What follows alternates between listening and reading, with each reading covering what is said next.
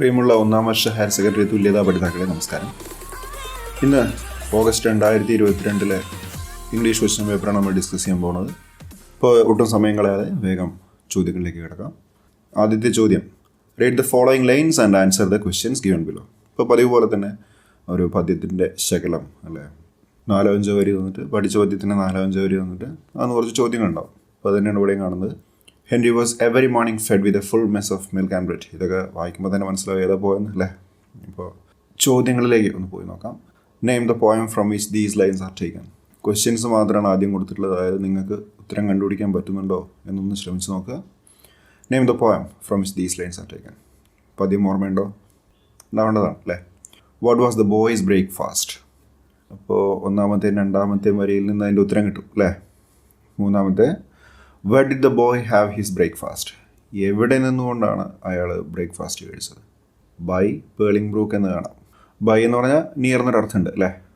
ഇനി അടുത്ത് പിക്ക് out a pair of rhyming words. ഓരോ വരിയുടെയും അവസാനം നോക്കുക. അപ്പോൾ ഒരേ രീതിയിൽ അവസാനിക്കുന്ന വാക്കുകളുണ്ടോ എന്ന് ശ്രദ്ധിക്കുക. അങ്ങനെ ഉണ്ടെങ്കിൽ അത് റൈമിംഗ് വേർഡ്സ് ആണ്, അറിയാമല്ലോ അല്ലേ. ഉത്തരങ്ങളിലേക്കൊന്ന് കടന്നാലോ. നിങ്ങൾ സ്വയം ഉത്തരം കണ്ടതിന് ശേഷം ഇതായി ഉത്തരങ്ങളൊന്ന് പരിശോധിച്ച് നോക്കുക. ആദ്യത്തെ ചോദ്യം നമ്മൾ കണ്ടത് name the poem from which these lines are taken എന്നാണ്. അപ്പോൾ ഒരു കാര്യം ശ്രദ്ധിക്കുക, ഈ പോയത്തിൻ്റെ ടൈറ്റിൽ അറിയുന്നതോടുകൂടി തന്നെ നമുക്ക് ഓരോ പോയത്തിൻ്റെയും ടൈറ്റിൽ അറിയണം, അതുപോലെ തന്നെ അതിൻ്റെ എഴുതിയ ആൾ അല്ലേ, ഓതേഴ്സിൻ്റെ പേരും നമുക്ക് ഓർമ്മ ഉണ്ടാവണം. അപ്പോൾ ഇവിടെ the boy and the snake ആണ് poem. What was the boy's breakfast. എന്തായിരുന്നു ബോയുടെ ബ്രേക്ക്ഫാസ്റ്റ്? മിൽക്ക് ആൻഡ് ബ്രെഡ് ആണ് അല്ലേ. Where did the boy have his breakfast. നേരത്തെ പറഞ്ഞാണ് ബിസൈഡ് അല്ലെങ്കിൽ ബൈ അല്ലെങ്കിൽ നിയർ, ഏതെങ്കിലും ഒന്ന് മതി. മൂന്നിൻ്റെ അർത്ഥം ഒന്ന് തന്നെയാണ്, a purling brook. Next, pick out a pair of rhyming words. Last നമ്മൾ കണ്ടു ഫെഡ്, ബ്രെഡ്, ടുക്ക്, ബ്രൂക്ക് അല്ലേ. അപ്പോൾ ഇത്രയുമാണ് റൈമിംഗ് വേർഡ്സ് ഉള്ളത്. അടുത്ത ചോദ്യം, read the passage and answer the questions that follow. നേരത്തെ പോലെ തന്നെ നേരത്തെ പോയായിരുന്നെങ്കിൽ ഇപ്പം വേറെ ഒരു പ്രോസിൻ്റെ ഒരു സ്റ്റോറിയുടെ ഒരു ഭാഗം തന്നിട്ട് അതിൽ നിന്നുള്ള ചോദ്യങ്ങളാണ്. He lived like the bees of the field. He was in the midst of man yet knew no one. അപ്പോൾ ഒരു പാഠത്തിൻ്റെ തുടക്കത്തിലുള്ള ഒരു പാരഗ്രാഫ് തന്നിട്ടുണ്ട്. വായിക്കുമ്പോൾ അങ്ങനെ വായിച്ചു പോകുമ്പോൾ ബെൽ എന്നുള്ള ആ പേരൊക്കെ കാണുന്നുണ്ട്. അപ്പം ഏതാണ്ട് മനസ്സിലായി കാണും ഏതാണ് നമ്മുടെ ചാപ്റ്റർ, ആരാണ് ഓതർ അല്ലേ. നോക്കാം. He lived like the beast of the field. Who, ആരെക്കുറിച്ചാണ്, ആരാണ് ഇവിടെ ബീസ്റ്റ് എന്നുള്ളതുകൊണ്ട് ഉദ്ദേശിച്ചത്. Next, what was his nickname. Direct ആയിട്ടല്ലേ ആ പാരഗ്രാഫ് എന്നുള്ള ചോദ്യം തന്നെയാണ്. നിക് നെയിം ഹിം ബെൽ എന്ന് കാണാം. Why was he called by that name. എന്തുകൊണ്ടാണ് അതിൻ്റെ കാരണമെന്ന് ആ പാരഗ്രാഫിൻ്റെ അവസാനത്തിൽ ബിക്കോസ് എന്ന് തുടങ്ങി he hung between his two crutches like a church bell between its supports. എളുപ്പമാണ് ഉത്തരങ്ങൾ കണ്ടുപിടിക്കാൻ. Next, who is the author of the passage. ഞാൻ എപ്പോഴും പറയാറുള്ളത് പോലെ തന്നെ ഓരോ പാഠത്തിൻ്റെയും ഓതറിനെക്കുറിച്ചും അതിലെ കഥാപാത്രങ്ങളെക്കുറിച്ചും വ്യക്തമായ ധാരണ ഉണ്ടെങ്കിലേ കാര്യങ്ങൾ എളുപ്പമാകൂ. അപ്പോൾ ഇനി ഉത്തരങ്ങളിലേക്ക് ഒന്ന് കിടക്കാം. He leave like A beast of the field. Who എന്നുള്ളതിൻ്റെ ഉത്തരം ദ ബെഗർ എന്നാണ്. അത് തന്നെയാണ് പാഠത്തിൻ്റെയും പേര് അല്ലേ. What was his nickname. ബെല്ലാണ്. Why was he called by that name. നേരത്തെ പറഞ്ഞു. Who is the author of the passage. ആരാണ്? KD Maupassant. Next, questions 9 to 12. Answer any 3 questions. Each carries 2 scores. Why does Helen Keller call February the diary month? മിക്കവാറും എല്ലാ പരീക്ഷയ്ക്കും ചോദിക്കാറുള്ള ഒരു ചോദ്യമാണിത്, 2 മാർക്കിന്. ഓർക്കാൻ കഴിയുന്നുണ്ടോ? What is the purpose of Smirnov's visit to Mrs Popov. എന്തിനു വേണ്ടിയിട്ടാണ് Smirnov Mrs പോപ്പോവിനെ സന്ദർശിച്ചത്. Next, complete the sentence. ഒരു AB 2 മാർക്കിനാണ്, 2 സെൻറ്റൻസ് ഉണ്ട്. അത് ഒരു സെൻറ്റൻസ് വന്നിട്ട് കോമ ഡാഷ് ക്വസ്റ്റ്യൻ മാർക്ക്. അപ്പോൾ എന്ത് ചെയ്യാനായിരിക്കും. Next, complete the sentences choosing the correct word given in brackets. എയും ആനും, അതാണ് 2 ഭാഗത്തുള്ളത്. സ്വല്പം എളുപ്പമുള്ള കാര്യങ്ങളാണ്. അപ്പോൾ നിങ്ങളൊന്ന് ഇതിലൂടെ കടന്നു പോയി സ്വന്തമായിട്ടൊന്ന് ആൻസർ ചെയ്യാൻ ശ്രമിച്ചു നോക്കുക. അഥവാ എന്തെങ്കിലും സംശയം ഉണ്ടെങ്കിൽ മാത്രം ഈ ഉത്തരങ്ങളിലേക്ക് വരിക. നോക്കാം ഉത്തരങ്ങളിലേക്ക്. Why does Helen Keller call February the diary month? February was the month in which Helen was struck by the illness which left her deaf and blind. ഫെബ്രുവരിയിലാണ് ഹെലൻ കെല്ലറിന് ആ അസുഖം ബാധിച്ചത്.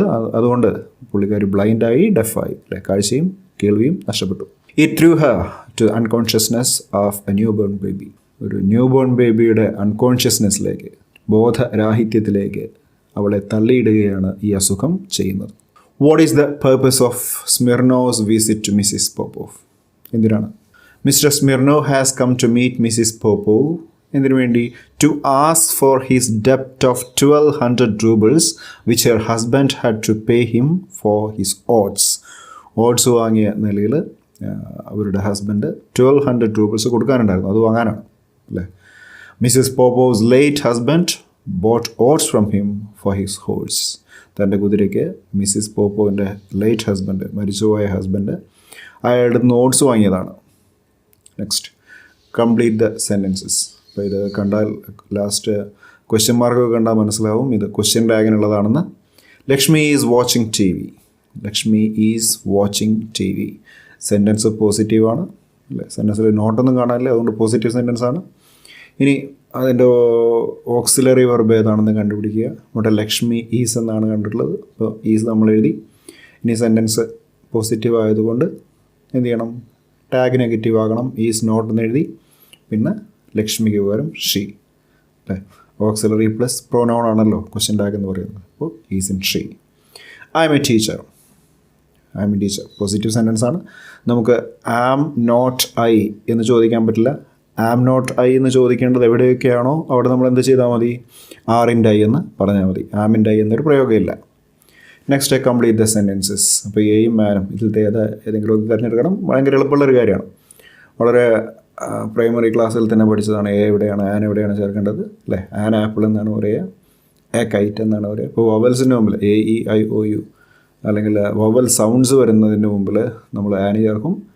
കോൺസണൻറ്റ് സൗണ്ട്സ് ആണെങ്കിൽ, വ്യഞ്ജനാക്ഷരങ്ങളാണെങ്കിൽ എ ചേർക്കും അല്ലേ. അപ്പോൾ ഇവിടെ യങ് എന്ന് പറയുന്ന സമയത്ത് യ എന്നുള്ള സൗണ്ടാണ്. തീർച്ചയായിട്ടും വ്യഞ്ജനാക്ഷരമായതുകൊണ്ട് എ മതി.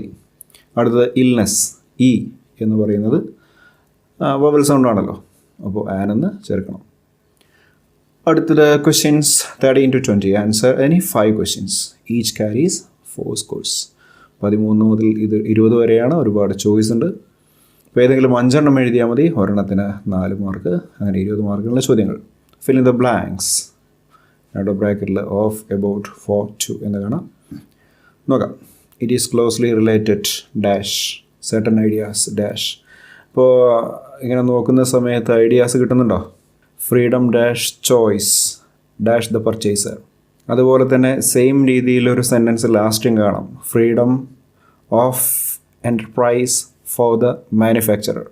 അപ്പോൾ ഫ്രീഡം കഴിഞ്ഞിട്ട് മുകളിൽ ഡാഷാണ്, താഴെ ഫ്രീഡം കഴിഞ്ഞിട്ട് ഓഫാണ്. ഫ്രീഡം ഓഫ് ചോയ്സ് അല്ലേ, അല്ലെങ്കിൽ ഫ്രീഡം ഓഫ് എൻ്റർപ്രൈസ്. ഇനി ആദ്യത്തത് ഡാഷ് ദ പർച്ചേസറാണ്, ലാസ്റ്റിലേക്ക് വരുമ്പോൾ ഫോർ ദ മാനുഫാക്ചറാണ്. അപ്പോൾ തീർച്ചയായിട്ടും ഒരേ പാറ്റേണിലാണ് പോകുന്നത്. ഇതുപോലെ ഉത്തരം തന്നെ അവിടെ ഉണ്ട് അല്ലേ, ഓഫ് ഉണ്ട്, ഫോർ ഉണ്ട്. അത് മുകളിലേക്ക് എഴുതിയാൽ മതിയാവും. ഒന്ന് ശ്രദ്ധിച്ച് വായിച്ചു കഴിഞ്ഞാൽ കിട്ടാവുന്നതേ ഉള്ളൂ. നോക്കാം ഉത്തരങ്ങളിലേക്ക്. It is closely related to. Related to, റിലേറ്റിൻ്റെ കൂടെ വരുന്ന പ്രിപ്പോസിഷൻ ടു തന്നെയാണ്. അപ്പോൾ ഒന്നിനെ മറ്റൊന്നുകൊണ്ട് റിലേറ്റ് ചെയ്യാൻ വേണ്ടിയിട്ട് ഉപയോഗിക്കുന്ന പ്രിപ്പോസിഷൻ എന്ന് പറയുന്നത് ടു ആണ്, റിലേറ്റഡ് ടു. ഇനി നെക്സ്റ്റ് ഓഫും ഫോറും ലാസ്റ്റ് നമ്മൾ വെച്ച് കഴിഞ്ഞു ഓൾറെഡി. പിന്നെ ബാക്കിയുള്ളത് എബൌട്ട് ആണല്ലോ, കുറിച്ച്, അതിനെക്കുറിച്ച് എന്ന് പറയാനാണല്ലോ about freedom. Okay, next. The inhabitants of Gali Ramnathan realise that they did not pay due respect to Mehmood the kite maker. Kite മേക്കറിന് വേണ്ട റെസ്പെക്റ്റ് ഗലിറാമിലെ അവിടുത്തെ താമസക്കാർ കൊടുത്തിട്ടില്ല എന്നവർക്കൊരു തോന്നലുണ്ട് അല്ലേ, അയാൾ ജീവിച്ചിരുന്ന സമയത്ത്, when he was alive. They wish to organise a condolence meeting as a tribute to Mehmood. ഇപ്പോൾ അദ്ദേഹം മരിച്ചിട്ടുണ്ട്, അതുകൊണ്ടൊരു അനുശോചന യോഗം ചേരാൻ അവർ തീരുമാനിക്കുന്നു. മെഹമ്മൂദിന് ഒരു ആദരാഞ്ജലികൾ അർപ്പിച്ചുകൊണ്ട് ഒരു പരിപാടി, prepare A notice for the meeting. അങ്ങനെ ആ മീറ്റിങ്ങിന് വേണ്ടിയിട്ടുള്ള ഒരു നോട്ടീസ് തയ്യാറാക്കാനാണ്. എന്തൊക്കെയാണ് ചെയ്യേണ്ടതെന്ന് പറഞ്ഞിട്ടുണ്ട്. Title, salutation, details of the programme, place, date, ഇതൊക്കെയാണ് ആവശ്യം അല്ലേ. അപ്പോൾ നമ്മൾ തുടക്കത്തിൽ ആരാണ് ഈ നോട്ടീസ് ഇഷ്യൂ ചെയ്യുന്നതെന്ന് എഴുതിയിട്ടുണ്ട്. ഗലി ആർട്സ് ആൻഡ് സ്പോർട്സ് ക്ലബ്, ഗലി ഇപ്പോഴത്തെ ക്ലബ്ബാണ്. എന്തിൻ്റെ നോട്ടീസാണെന്ന് മുകളിൽ കൊടുത്തിട്ടുണ്ട്, നോട്ടീസ് ഫോർ കണ്ടോളൻസ് മീറ്റിംഗ്. ഇനി നോട്ടീസ് ഇഷ്യൂ ചെയ്യുന്ന ഡേറ്റ് അല്ലേ, അതായത് മരിച്ചു കഴിഞ്ഞതിൻ്റെ ആ ദിവസമോ അല്ലെങ്കിൽ തൊട്ടടുത്ത ദിവസമോ ആയിരിക്കും ആ നോട്ടീസ് തയ്യാറാക്കിയിട്ടുണ്ടാവുക. കാരണം പിറ്റേ ദിവസം അനുശോചനം നടത്തേണ്ടതുണ്ട്. ഉടനെ തന്നെ അനുശോചനം നടത്തേണ്ടത് കൊണ്ട് ആ അനുശോചനം നടത്തുന്നതിന് മുമ്പാണല്ലോ നോട്ടീസ് തയ്യാറാക്കിയിട്ടുള്ള കാര്യമുള്ളൂ. അപ്പോൾ അങ്ങനെ പരിപാടിയുടെ തൊട്ട് മുമ്പുള്ളൊരു ഡേറ്റ് നമ്മൾ വയ്ക്കുന്നു. ഇനി salutation.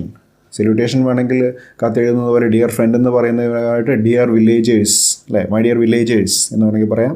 The entire Gully Ramnathan village is deeply saddened at the demise of Mr. Mahmood, the kite maker, on 18th of April at 4:30 a.m. early in the morning.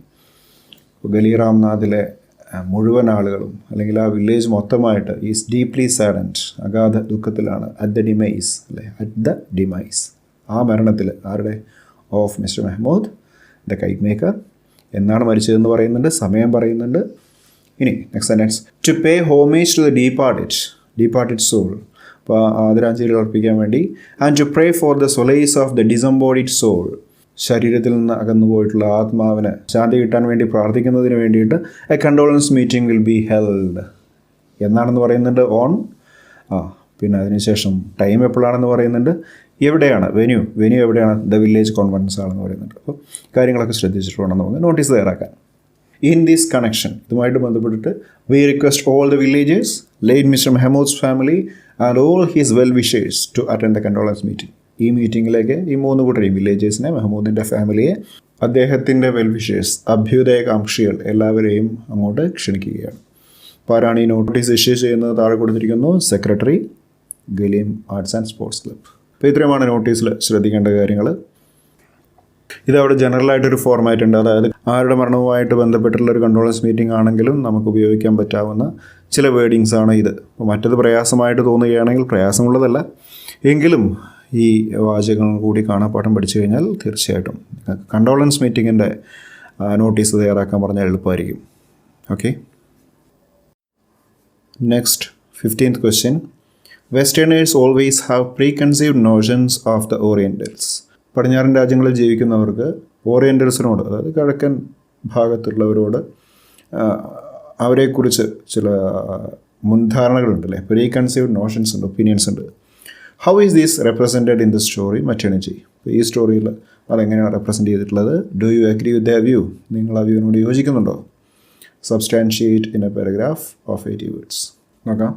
In the story Maternity, Migali had heard so many horror stories about the cruelty of the Orientals. അപ്പോൾ അവിടെ ഈ സ്റ്റോറിയിൽ മിഖാലി, main കഥാപാത്രം, നമ്മൾ കണ്ടിട്ടുണ്ട്. പുള്ളിക്കാരൻ ഓറിയൻറ്റൽസിനെ കുറിച്ച് ആളുകൾ പറയുന്ന ഹൊറർ സ്റ്റോറീസ് ഒരുപാട് കേട്ടിട്ടുണ്ട് അല്ലേ, അവരുടെ ക്രൂരതകളെ കുറിച്ചിട്ടുള്ള കഥകൾ. The Armenians and Anatolians have so many imaginary stories showing the Orientals as cruel and brutal. ക്രൂരമായിട്ടും മൃഗീയമായിട്ടുമുള്ള ഓറിയൻറ്റൽസിൻ്റെ സ്വഭാവം കുറിക്കുന്ന ഒരുപാട് കഥകൾ അർമീനിയൻസും അന്റോളിയൻസും പറയുന്നത് കേട്ടിട്ടുണ്ടവൻ. But we can't agree with the view. പക്ഷേ നമുക്കതിനോട് യോജിക്കാൻ പറ്റില്ല. ഈസ്റ്റ് ഓർ വെസ്റ്റ് എവിടെയായാലും it doesn't matter. Human beings are not of the same quality. എല്ലാവരും ഒരേ ക്വാളിറ്റി ഉള്ളവരല്ലല്ലോ.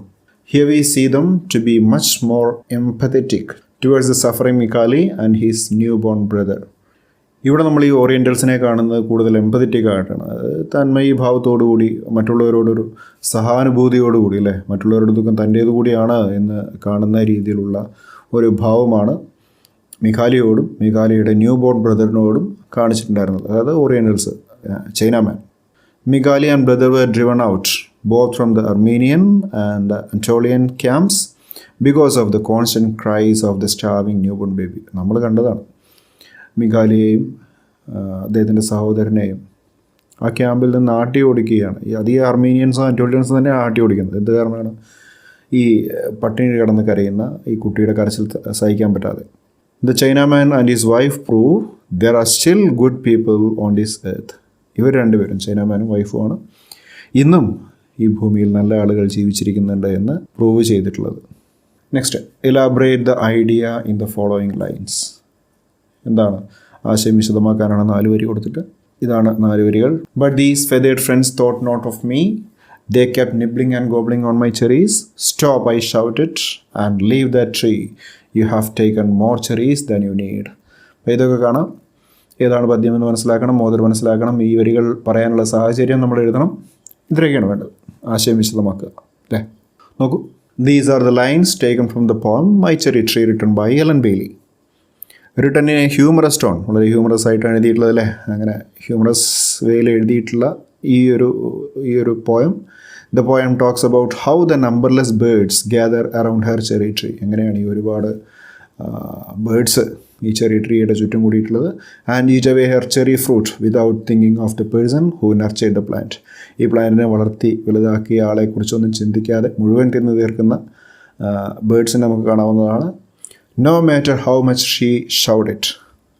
അവർ എത്രത്തോളം ഷൗട്ട് ചെയ്താലും the birds refuse to leave her tree alone. എന്തായാലും ഈ ട്രീയെ വിട്ടു പോകാൻ അവർ തയ്യാറാകുന്നില്ല. ടു ഹെർ, അവരെ സംബന്ധിച്ചിടത്തോളം, these feathered friends have consume more than they need.